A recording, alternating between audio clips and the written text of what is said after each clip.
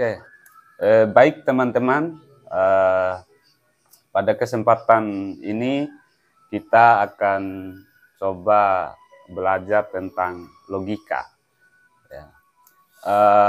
Di sini saya sudah menulis pembahasan yang mau kita bahas. Kita akan membahas tentang bagaimana munculnya pengetahuan pada manusia itu menggunakan pendekatan logika dan hukum-hukum logika.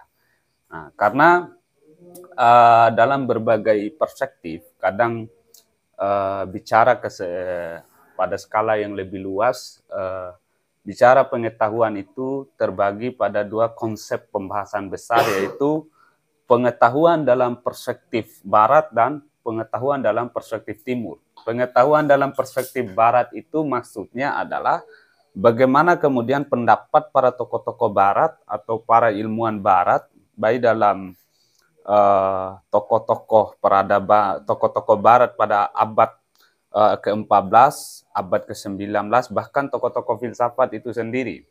Nah, maksud pengetahuan dalam perspektif timur itu, kita bicara bagaimana pengetahuan itu dalam pandangan atau menurut tokoh-tokoh muslim atau para filsuf muslim yang nanti kita coba kemukakan. Tapi pada dasarnya kita mau mengkaji dan membahas munculnya pengetahuan pada manusia dalam pendekatan logika itu bagaimana? Itu yang kita mau bahas pada kesempatan ini. Dan nanti kita akan membandingkan pengetahuan logika dengan pengetahuan dan pandangan sains. Karena dalam ilmuwan modern pada abad 21 ini, kita mengenal yang namanya sains. Gitu. Nah, ini sains ini ditandai dengan peradaban barat, peradaban barat. Gitu.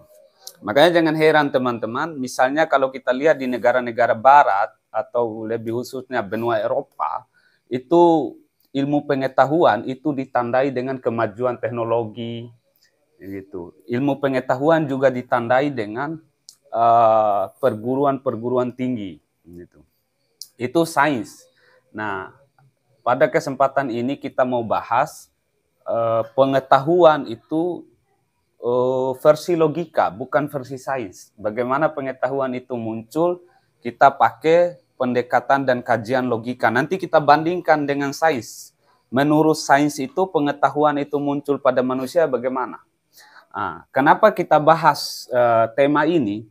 Nah, secara umum manusia itu teman-teman, secara umum ini, maksudnya manusia manapun, manusia dimanapun di muka bumi ini, ketika kita start dari awal bahwa tidak ada manusia, ya kan? Ketika kita start, tidak ada manusia yang dilahirkan dengan pengetahuan.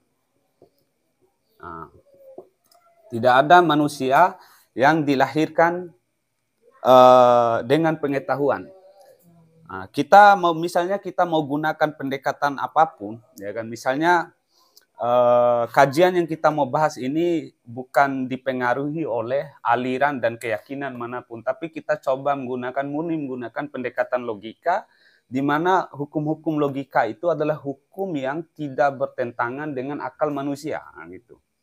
Artinya di sini bahwa seluruh manusia, ya kan, kita garis bawahi dulu, setiap yang lahir dari rahim seorang ibu atau anak manusia yang dilahirkan oleh manusia, itu dia terlahir dalam keadaan tidak memiliki pengetahuan, gitu. Bahkan ada pendapat salah satu tokoh barat itu yang bernama John Locke. John Locke itu kemudian berpendapat, ini tokoh barat juga yang pernah berpendapat bahwa dia dalam teori tabula rasanya dia pernah mengatakan bahwa manusia itu ibarat kertas putih. Dia dilahirkan dalam keadaan suci atau bersih. Jadi yang memberi tinta atau yang memberi pengetahuan pada manusia itu adalah pengaruh lingkungan. Artinya di sini John Locke melihat dalam teori tabula rasanya itu bahwa pengetahuan itu muncul karena faktor lingkungan. Gitu. Nah, di sisi lain juga dalam pandangan filsuf muslim, misalnya Ibnu Sina sampai saya ambil yang Mula Sadra saja. Misalnya Mula Sadra juga melihat bahwa manusia itu dilahirkan dalam keadaan tidak mengetahui apa-apa gitu, dari awal.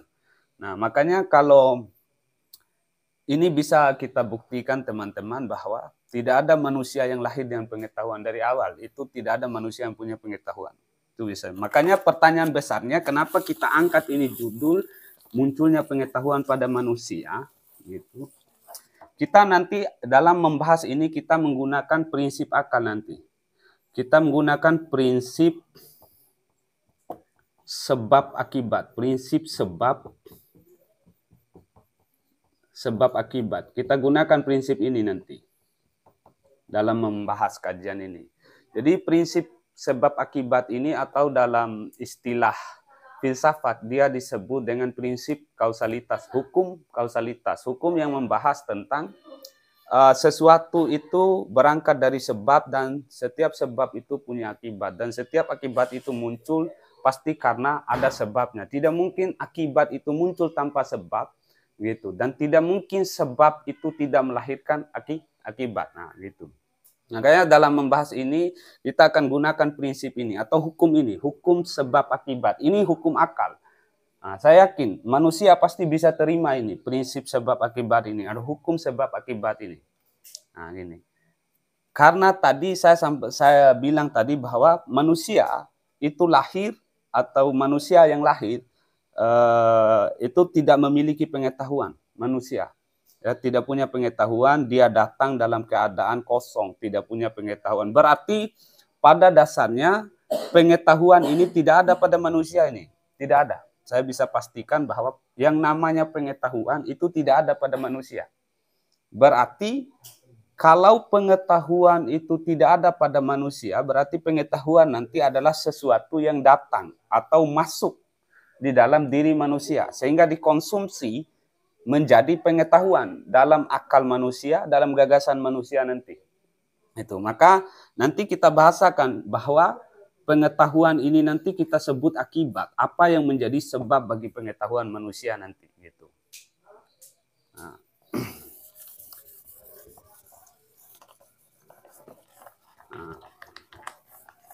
Nah, selanjutnya kita cari tahu pengetahuan itu muncul dari mana? Itu maksudnya munculnya pengetahuan pada manusia. Jadi yang membuat manusia itu punya pengetahuan itu apa? Apa yang menjadi sebab bagi pengetahuan manusia? Nah, itu pembahasan kita sekarang. Kita mau cari tahu sebab munculnya pengetahuan pada manusia itu apa? Sebab pengetahuan itu kita akan bahasakan nanti, dia adalah akibat. Nah, kenapa kita sebut pengetahuan ini adalah akibat nanti? Kenapa kita sebut pengetahuan adalah akibat? Karena pada dasarnya, pada diri manusia, pengetahuan tidak ada. Gitu. Nah, setelah manusia dilahirkan besar, baru bisa berjalan, bisa bicara, muncul pengetahuan pada manusia. Artinya pengetahuan ini sesuatu yang masuk pada diri manusia, yang disebabkan oleh sesuatu di luar diri manusia. Makanya kita cari tahu apa sebab bagi pengetahuan manusia. Gitu. Nah, sebelum kita bahas lanjutannya, kita mau definisikan dulu pengetahuan itu apa. Gitu. Bagaimana apa itu pengetahuan supaya kita bisa mencari tahu pengetahuan itu nanti muncul bagaimana, apa yang jadi sebabnya, maka kita coba definisikan dulu pengetahuan. Gitu. Definisi pengetahuan. Nah, definisi ini teman-teman ini batasan dia. Definisi ini batasan, ya kan? Atau membatasi sesuatu supaya sesuatu yang menjadi jelas. Maka kita mau membatasi dulu pengetahuan ini, mendefinisikan supaya pembahasan kita menjadi jelas gitu. Pengetahuan atau definisinya. Nah, gitu. Pengetahuan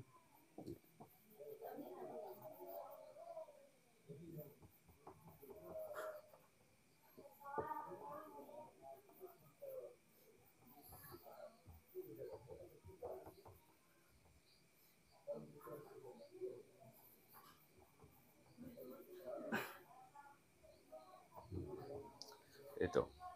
karena objek kajian kita ini manusia, munculnya pengetahuan manusia, maka saya katakan bahwa pengetahuan itu adalah segala sesuatu yang diketahui oleh manusia. Nah, karena saya masukkan kata manusia di sini karena objek pembahasan kita ini manusia. Maka definisi pengetahuan itu, pengetahuan adalah segala sesuatu yang diketahui.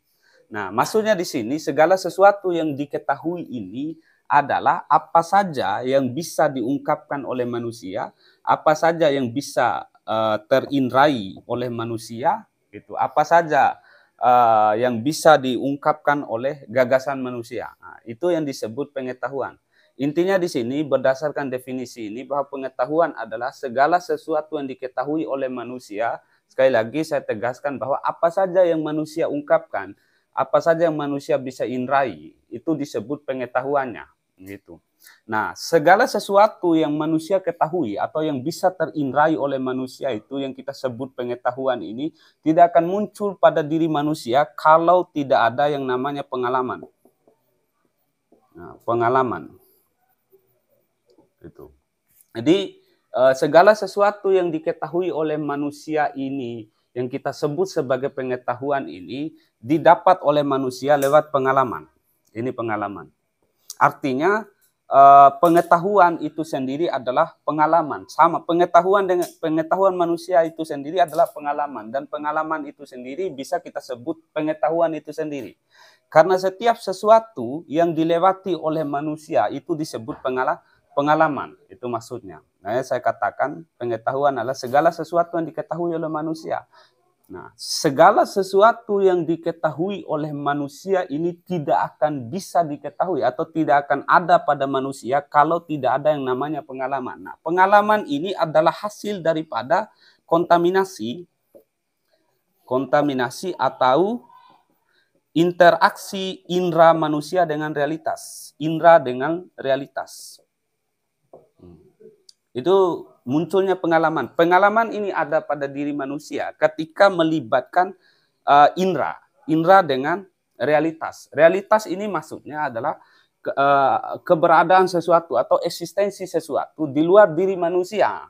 Realitas di sini yang saya maksud realitas itu adalah sesuatu di luar diri manusia atau yang kita sebut dengan alam semesta. Ini yang disebut realitas itu.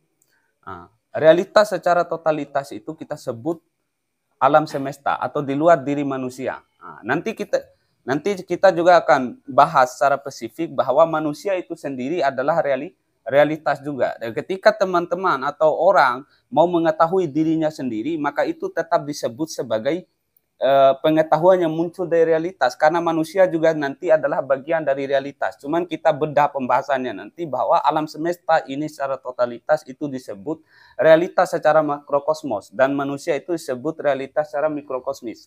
Nah, alam besar atau alam kecil. Gitu. Nah, sekarang kita kembali ke sini. Tadi saya katakan bahwa munculnya pengetahuan pada manusia itu dikarenakan pengalaman atau ada pengalamannya. Kenapa harus punya pengalaman?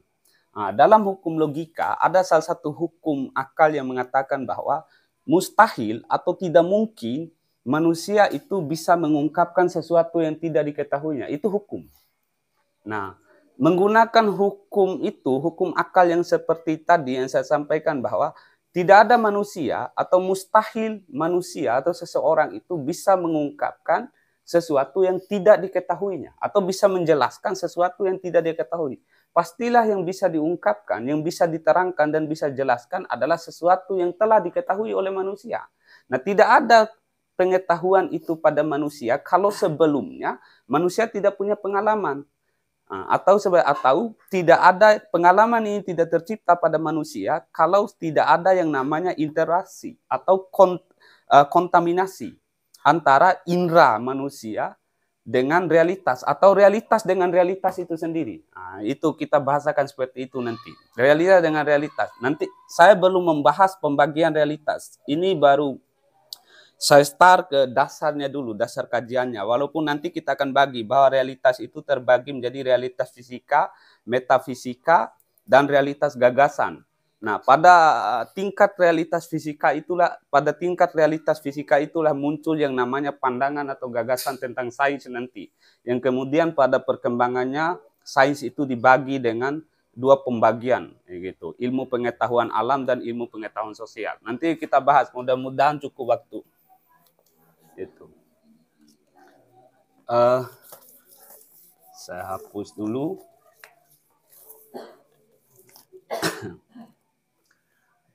Nah, pengalaman. Nah, kembali tadi hukum yang saya sampaikan, mustahil atau tidak bisa seseorang atau manusia menyampaikan sesuatu yang yang tidak diketahuinya. Pastilah yang disampaikan oleh manusia atau yang diungkap atau yang dijelaskan haruslah sesuatu yang diketahui. Nah, tidak ada sesuatu yang diketahui atau pengetahuan kalau sebelumnya manusia tidak punya pengalaman. Saya beri analogi begini. Misalnya sebelumnya manusia itu tidak tahu kambing.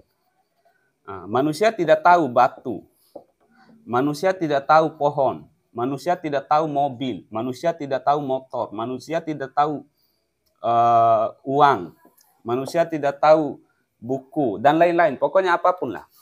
Nah, pada awalnya tidak ada pengetahuan seperti ini pada manusia, tidak ada.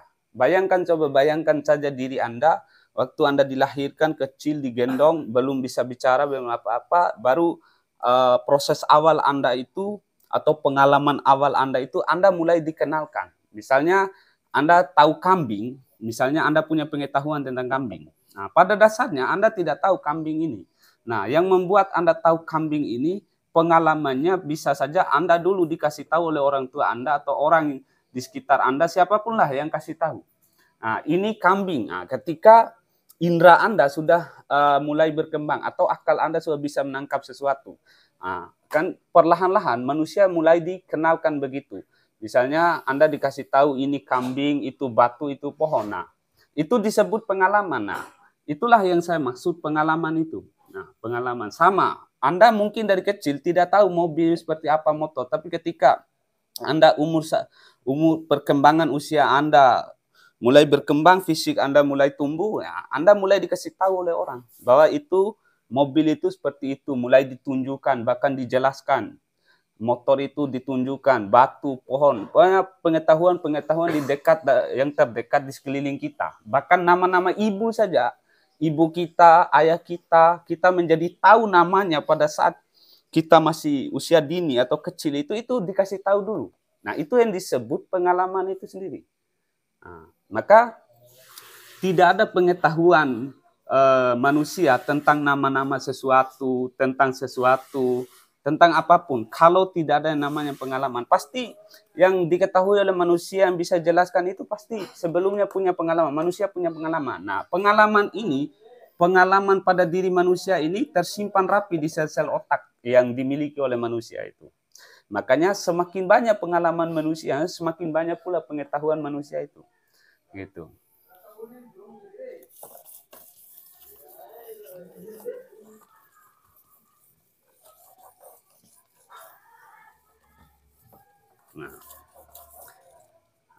Berarti maka tadi menggunakan prinsip sebab akibat tadi, bahwa pengetahuan itu akibat, ya, pengetahuan itu adalah akibat, berarti sebab bagi pengetahuan itu adalah realitas. Sebab pengetahuan itu realitas. Ya kan? Ini realitas ini kita pakai bahasa filsafat. Dalam bahasa filsafat kita sebut realitas, gitu. Kalau dalam bahasa agama atau bahasa-bahasa orang keyakinan itu disebut alam semesta. Alam semesta. Nah, gitu. Sama konsepnya. Kalau dalam bahasa filsafat alam semesta itu disebut realitas. Dalam bahasa agama atau bahasa-bahasa kayak orang-orang berkeyakinan atau bahasa ajaran keyakinan itu disebut alam semesta. Kalau dalam bahasa pengetahuan filsafat itu disebut realitas. Nah, antara realitas dengan alam semesta ini sama. Berarti sebab bagi pengetahuan itu adalah kita katakan realitas atau alam semesta. Atau bahasa yang paling mudah itu lingkungan sekitar. Itulah sebab bagi pengetahuan manusia. Bagi pengetahuan adalah akibat, realitas adalah sebab. Nah, antara manusia dengan antara sebab dan akibat ini dihubungkan oleh yang namanya pengalaman. Pengalaman itu sendiri tadi yang saya sebut interaksi, kontaminasi antara indera manusia dengan realitas, gitu. Entahkah dari orang lain, apapun lah, nah, itu disebut pengalaman. Maka sudah bisa dipastikan bahwa setiap yang punya pengalaman terhadap sesuatu menjadi tahulah seseorang itu terhadap sesuatu itu. Muncul yang namanya pengetahuan, sehingga manusia bisa menjelaskan sesuatu, bisa berkata tentang sesuatu dan menyampaikan sesuatu karena sudah ada pengalaman, jadi dia punya pengetahuan gitu.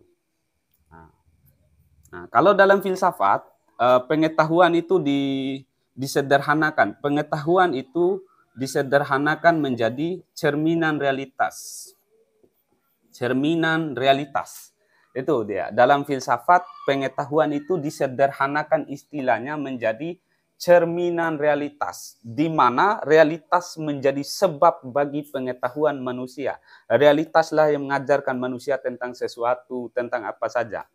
Nah, misalnya kalau ada yang mungkin yang bertanya atau bagaimana kalau ada orang yang punya pengetahuan tentang sesuatu di luar realitas secara fisik. Nah, nanti kita bahas. Yang jelas Anda punya pengetahuan tentang sesuatu yang tidak berbentuk atau sesuatu yang tidak memiliki realitas fisika atau realitas metafisika, seperti misalnya hantu, malaikat, melihat makhluk-makhluk halus dan lain. Itu juga tetap Anda dapat dari realitas.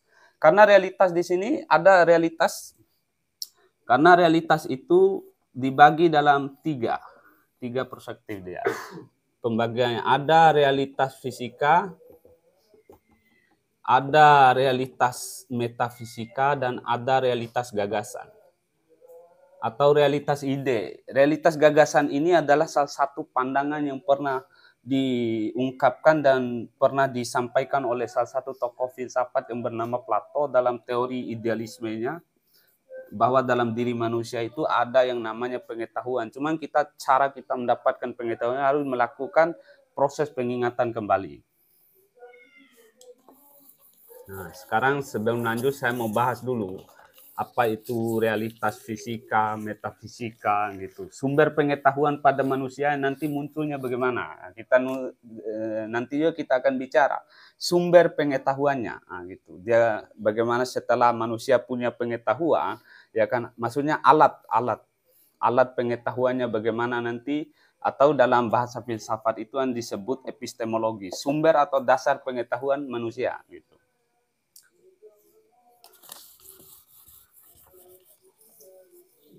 Sekarang saya mau untuk memperjelas, kita bahas dulu sebentar tentang realitas. Nah, realitas ini sendiri secara sederhana dia didefinisikan. Maksud arti sinonim daripada realitas ini dalam istilah filsafat, realitas itu adalah keberadaan sesuatu. Itu maksudnya, keberadaan sesuatu dia. Nah, makanya keberadaan sesuatu itu dibagi dalam tiga keberadaan atau tiga eksistensi. Ada realitas yang ada keberadaan sesuatu itu yang berbentuk fisika, atau realitas fisika yang saya sebut tadi. Realitas fisika ini adalah segala macam realitas atau kenyataan yang memiliki bentuk. Maksudnya apapun yang Anda lihat di alam ini, di alam semesta, lingkungan Anda sekitar, apapun yang Anda lihat, ya kan, seluruh sesuatu yang Anda lihat yang memiliki bentuk secara fisik itu disebut realitas fisika. Nah, selain itu ada juga realitas metafisika. Nah, realitas metafisika ini adalah segala macam kenyataan atau keberadaan sesuatu yang tidak memiliki bentuk dia. Dia tidak punya bentuk. Nah, maksudnya tidak memiliki bentuk. Dia hanya ada, sesuatu itu ada saja, konsepnya ada, ya kan, tetapi hilang unsur materinya, tidak memiliki bentuk. Nah, jadi beban materinya hilang. Nah, misalnya contoh begini, realitas fisika ini misalnya contohnya batu, tanah, pohon, segala macam yang memiliki fisik. Di sini misalnya malaikat, iblis, ya kan, setan, iblis, malaikat, jin, Tuhan. Nah, itu hal-hal yang seperti itu dia masuk pada realitas metafisika atau sesuatu yang tidak mampu Anda jangkau fisiknya, tetapi konsep sesuatu itu ada. Nah, dia ada. Ini atau kalau dalam bahasa ajaran atau bahasa agama itu ini disebut sesuatu yang supranot sesuatu yang gaib gitu, sesuatu yang tidak memiliki wujudnya, Anda tidak bisa lihat, wujud bentuknya Anda tidak bisa lihat, tapi ada sesuatu itu ada. Hanya visinya Anda tidak bisa lihat. Maksudnya visinya tidak ada. Nah, untuk mempermudah, saya kasih contoh begini. Misalnya papan ini sendiri, kita ambil papan. Nah, papan ini dalam realitas fisika adalah sesuatu yang memiliki bentuk, ukuran, dan berat. Nah, gitu. Tetapi kalau dalam realitas metafisika, ya kan, papan ini kalau misalnya kalau kita bawa ke realitas metafisika, papan ini menjadi hilang materinya, tidak ada berat materinya. Nah, gitu. Beban materinya menjadi hilang dia, sudah hilang beratnya. Gitu. Yang ada bentuk papannya, ada ukurannya, ada. Sebagaimana di realitas fisika, Anda bisa mengkonsepkan papan ini. Misalnya kalau Anda mau bawa papan ini ke alam metafisika, ada dia. Tetapi bebannya hilang, tidak ada beratnya. Makanya di seluruh realitas metafisika ini realitas-realitas yang tidak memiliki beban materi. Makanya hilang bentuk visinya dia. Ya contoh begini. Misalnya kalau Anda punya mimpi, misalnya Anda mimpi. Anda lihat, misal dalam mimpi Anda lihat gunung itu terbang. Gunung terbang. Anda lihat, misalnya kalau ada yang mimpi gunung itu terbang, ya kan? Ya ada yang bisa angkat batu besar gitu. Nah, secara fisika, pada realitas fisika, gunung itu mustahil kalau harus terbang, karena ada beban materinya. Tidak memungkinkan gunung itu terbang dan tidak mungkin Anda bisa angkat gunung. Tapi kalau dalam realitas metafisika, misalnya dalam alam mimpi, atau dalam tidur, dalam hayal, ya kan, ada gunung-gunung juga, tetapi beban materinya hilang. Makanya jangan heran ketika Anda lihat dalam mimpi Anda, ya kan, ada orang yang mimpi lihat gunung terbang, bahkan bisa angkat gunung, wajar. Karena dalam alam metafisika tidak ada beban materi, jadi ringan saja gunung itu, orang bisa angkat gitu. Nah. Gitu. Tetapi tetap disebut realitas juga mereka. Nah, nanti saya kasih misalnya contoh yang satu lagi, misalnya ini banyak pengalaman orang mungkin soal misalnya dalam mimpi itu ada yang mimpi misalnya apa ya, misalnya mimpi basah ya, ada orang yang mimpi basah. Atau mimpi digigit ular gitu, digigit ular. Ada orang mimpi digigit ular atau ada orang mimpi basah. Nah, misalnya dalam mimpi Anda itu, dalam realitas metafisika ketika itu terjadi, pada saat Anda bermimpi misalnya Anda digigit ular, Anda belum merasakan sakit itu. Dalam tidur Anda tidak merasakan sakit itu. Bahkan dalam tidur ketika Anda mimpi basah, Anda belum merasakan basahnya itu, belum. Tetapi ketika Anda sadar kembali ke realitas fisika, ya kan, Anda baru sadar bahwa dalam mimpi tadi ternyata Anda tersiram air, Anda bangun mungkin tiba-tiba menjadi basah, baru dalam mimpi tadi Anda digigit ular, mungkin dikejar binatang, Anda tidak merasa capek, tapi ketika Anda bangun, baru Anda rasakan sakitnya digigit ular, baru Anda rasakan capeknya dikejar sesuatu. Nah, kenapa bisa terjadi itu? Misalnya kenapa Anda bisa merasakan sakit, kenapa fisik Anda bisa basah, padahal dalam alam metafisika tadi, pada realitas metafisika tadi, itu belum Anda rasakan. Tapi ketika Anda kembali ke realitas fisika, itu sudah bisa Anda rasakan. Nah, Anda baru sadari, ternyata benar tadi, sudah basah. Sakit, Anda sudah mulai merasakan sakit ketika digigit ular dalam mimpi. Nah, karena dalam alam metafisika, kalau realitas fisika, beban materinya belum ada. Nah, ketika Anda kembali pada realitas fisika dulu, baru beban materi tadi Anda rasakan. Makanya kenapa bisa basah setelah Anda sadar? Karena Anda sudah kembali pada realitas fisika. Nah, beban materinya sudah bisa Anda terima. Gitu. Nah, makanya inti dari realitas fisika dan metafisika ini, pada realitas fisika, di sini beban materinya masih ada. Gitu. Sehingga segala sesuatu itu Anda saksikan punya bentuk. Nah, kalau di sini hanya konsep sesuatu saja. Ada bentuk dan konsep, tapi materinya, beban materinya tidak ada. Tetapi mereka juga tetap disebut sebagai realitas. Nah, yang terakhir tadi ada realitas gagasan. Realitas gagasan. Nah, sudah ada tintanya. Oke, realitas gagasan. Nah, realitas gagasan tadi maksudnya adalah segala macam realitas yang masih sifatnya dia murni dalam pengetahuan manusia. Nah, karena dalam pengetahuan ini, kalau dalam bahasa filsafatnya dia disebut gagasan, gagasan manusia, gitu. Maksudnya konsep Anda tentang sesuatu dalam pikiran Anda itu disebut gagasan, ide Anda, gagasan. Nah, itu muncul dari, itu juga disebut pengetahuan. Nah, pengetahuan ini ketika ada pada diri manusia ini, maksudnya Anda punya pengetahuan, itu memungkinkan Anda punya gagasan gitu. Nah, realitas ide tadi, realitas gagasan ini yang dimaksud bahwa pada realitas ini, ya kan, konsep-konsep tentang sesuatu, ya kan, gagasan Anda tentang sesuatu, realitas-realitas apapun itu semua ada, ya kan. Semua bisa saja ada dalam diri manusia. Pada gagasan manusia, maksudnya pada realitas gagasan tadi, realitas ide tadi, segala sesuatu itu ada dalam diri manusia. Bisa mau Tuhan, mau malaikat, mau gunung, mau kambing, mau pohon, mau kayu, semua ada. Nah, itu dia masuk pada wilayah realitas gagasan. Misalnya mau ular kaki 1000, mau gajah sebesar gunung, semut sebesar gajah juga ada. Nah, konsep-konsep semacam itu dia tetap ada, ya kan.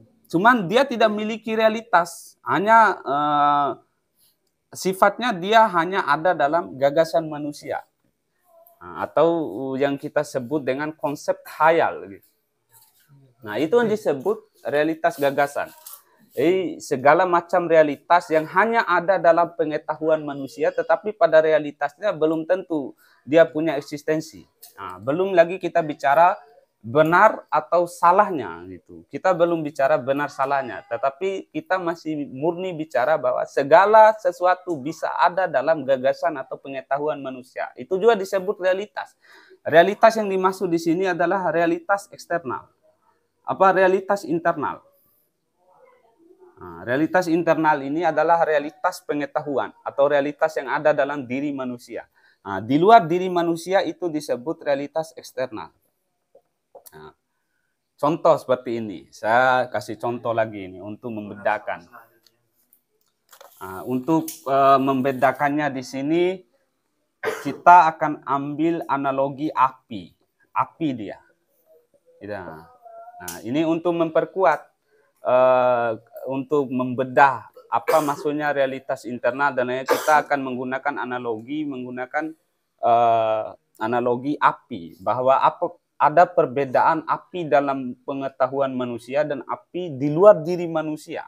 Apakah panas dan membakar api pada realitas di luar diri manusia atau pada realitas akan ikut serta pada realitas pengetahuan atau realitas dalam diri manusia? Nah, itu yang kita mau bahas. Nah, kita akan bahas di sesi selanjutnya itu, teman-teman.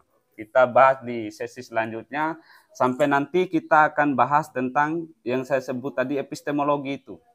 Alat atau sumber pengetahuan manusia itu seperti apa, setelah manusia punya pengetahuan itu sumbernya bagaimana nanti untuk mendapatkan pengetahuan lanjutannya. Biar nanti di sesi selanjutnya juga kita akan mulai bedah bagaimana pengelompokan pengetahuan pada manusia. Mungkin seperti itu. Oke, kita lanjut di lain waktu saja. Jadi sekian teman-teman, kalau ada yang mau bertanya, mau komplain, silakan di komen saja atau dikritik saja. Biar kita akan bahas di sesi selanjutnya dan bahkan kita jawab di sesi selanjutnya. Sekian, terima kasih.